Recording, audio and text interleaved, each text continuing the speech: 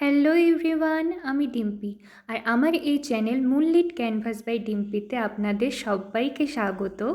আজকের এই ভিডিওতে আমি দেখাবো খুব সুন্দর এবং সিম্পল একটি গাল কলকা লুক। তো চলুন আর বেশি দেরি না করে আজকের এই টিউটোরিয়ালটি শুরু করা যাক। তো প্রথমেই আমি খুব বড় করে একটা উল্টো এস এঁকে নিচ্ছি।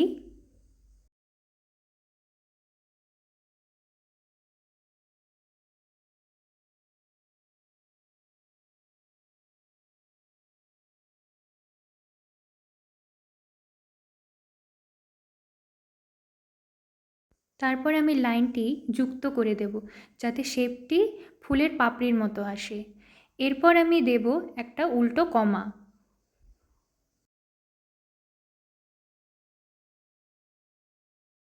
আর এর ভিতরে আবারও আমি একটি পাপড়ি দিয়ে দেব।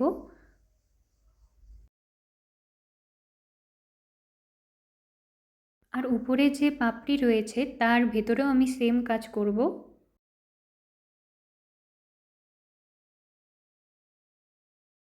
এবারে এই পাপড়ির ভেতরে দিয়ে দিচ্ছি আবারও একটি কমা। তারপর আমি এঁকে দেব কিছু পাতা। তবে কলকা আর্ট করার সময় হাতের ওপর ব্যালেন্স রাখাটা অনেক বেশি জরুরি। আর আমার মতো যারা বিগিনার কলকা আর্টিস্ট রয়েছো, অবশ্যই তোমরা প্রচুর প্র্যাকটিস করবে নিজের হাতের ওপরে বা ব্ল্যাক কালারের কলকা আর্ট পেপারের ওপরে।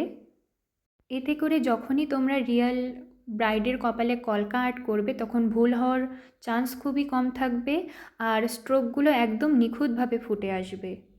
আর অবশ্যই 0 সাইজের ব্রাশ দিয়ে প্রথমে কলকা আর্ট করার সময় আগে আউটলাইন করে নেবে, তারপরে সেগুলোর মধ্যে রং ভরে দেবে। তো অ্যাজ এ বিগিনার কলকা আর্টিস্ট আমি তোমাদের সঙ্গে এই টিপস অ্যান্ড ট্রিক্সগুলো শেয়ার করলাম। আশা করি তোমাদের অনেক হেল্প হবে। তো এবার কলকা আর্টে ফেরা যাক। তো এই যে বড় সি বা কমা শেপটি রয়েছে তার পাশ ঘেঁষেই আমি একটি লাইন টেনে দিচ্ছি এবং তার উপরেই দিচ্ছি একটি ডট। আর এই ডটের সাথে এই লাইনটি আমি অ্যাড করে দিচ্ছি। আর তারপরে দিচ্ছি আবারও কিছু ডট। তো দেখতেই পাচ্ছেন আমার গাল কলকা লুকটি প্রায় শেষ হয়ে এসেছে।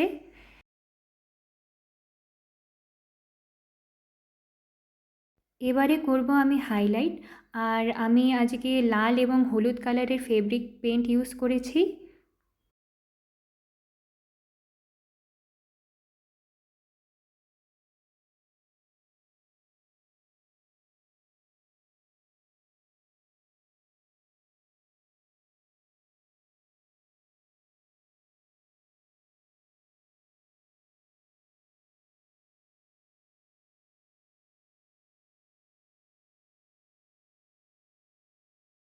তো আমার সিম্পল এবং বিগিনার স্পেশাল কলকা আর্ট একদম তৈরি। এই কলকা আর্টটি আপনাদের কেমন লাগলো অবশ্যই কমেন্টে জানাবেন। ভালো লাগলে লাইক করবেন এবং সাবস্ক্রাইব করে আমার পাশে থাকবেন। আর আমার ইনস্টাগ্রামে ফলো করতে ভুলবেন না, কারণ সেখানেও আমি এই রকম কলকা আর্ট বা মেকআপ ভিডিও পোস্ট করি। আর আমার ইনস্টাগ্রাম আইডি হলো অলওয়েজ ডিম্পি 03। তো দেখা হচ্ছে পরের ভিডিওতে। আজকের জন্য টাটা।